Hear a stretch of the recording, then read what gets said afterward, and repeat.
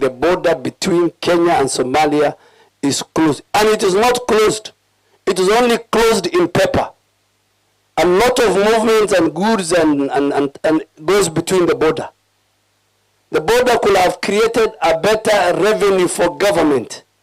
Government could have collected good revenue. The immigration could have vetted people.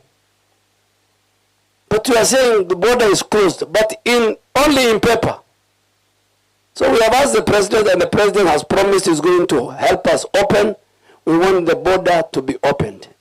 And I will talk to the president and I have told him that